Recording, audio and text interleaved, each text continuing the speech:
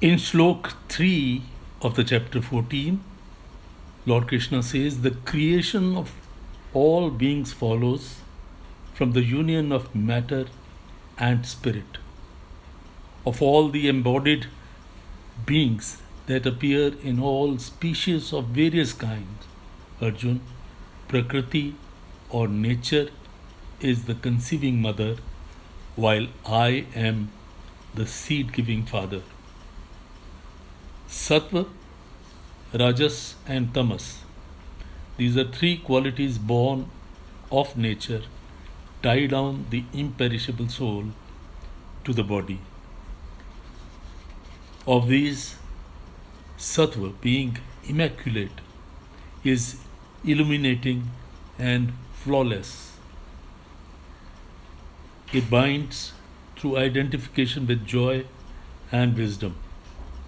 Arjun, know the quality of Rajas, which is of the nature of passion, as born out of cupidity and attachment. It binds the soul through attachment to actions and the fruit thereof. And know Tamas, the deluder of all those who look upon the body as their own self, as born of ignorance. It binds the soul through error, sloth, sleep. Sattva derives one to joy and Rajas to action, while Tamas, clouding wisdom, incites one to error as well as sleep and sloth. Overpowering Rajas and Tamas, Arjun, Sattva prevails. Overpowering Sattva and Tamas, Rajas prevails. Even so, overpowering Sattva and Rajas, Tamas prevails. While light and discernment dawns in the body as well as in the mind and senses, then one should know that Sattva is predominant. When the preponderance of Rajas is there, then greed, activity, undertaking of action with an interested motive, restlessness, and a thirst for enjoyment make their appearance. With the growth of Tamas, Arjun, obtuseness of mind and senses, disinclination to perform one's obligatory duties, frivolity and stupor, all these appear. The reward of a righteous act, they say, is sattvika, that is faultless, in the shape of joy, wisdom and dispassion, etc. Sorrow is declared to be the fruit of a rajasika act and ignorance, the fruit of tamsika act. Wisdom follows from sattva, greed undoubtedly from rajas, likewise obstinate error, stupor and also ignorance follow from tamas.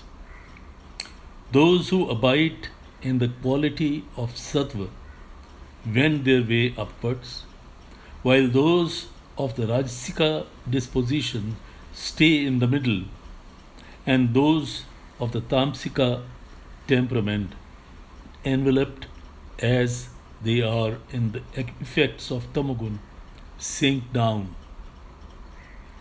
When the seer perceives no agent other than the 3Gunas and realizes me, the Supreme Spirit, standing entirely beyond these gunas, he enters into my being.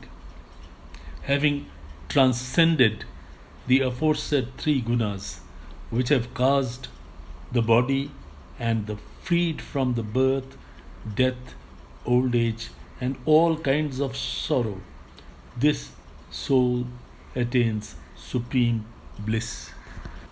At this moment, In Shlok 21, Arjuna asks, what are the marks of him who has risen above the 3 gunas, and what is his conduct? And how, Lord, does he rise above the 3 gunas? Shri Bhagavan said, Arjun, he who hates not light, which is born of sattva, and activity, which is born of rajas, and even stupor, which is born of tamas, when prevalent, nor longs for them when they have ceased. He who is sitting like a witness is not disturbed by the gunas, and who, knowing that the gunas alone move among the gunas, remains established in the identity with God and never falls off from the state. He who is ever established in the self takes woe and joy alike, regards a clod of earth, a stone, and a piece of gold as equal in value, is possessed of wisdom, receives the pleasant as well as the unpleasant in the same spirit, and views censure and praise alike. He who is indifferent to honor and ignominy is alike to the cause of a friend as well as to that of an enemy, and has renounced the sense of doership in all undertakings, is said to have risen above the 3 gunas. He too who constantly worships me through the yoga of exclusive devotion transcending these 3 gunas, he becomes eligible for attaining Brahma. For I am the ground of the imperishable Brahma, of immortality, of eternal virtue and unending bliss. Om Tat Saditi. Srimad Bhagavad-Gita Supnishatsu Brahma Vidyam योग शास्त्रे श्री कृष्ण अर्जुन संवादे गुण त्रय विभाग योगो नाम चतुर्दशो अध्याय। हरि ओम तत्सत, हरि ओम तत्सत, हरि ओम तत्सत।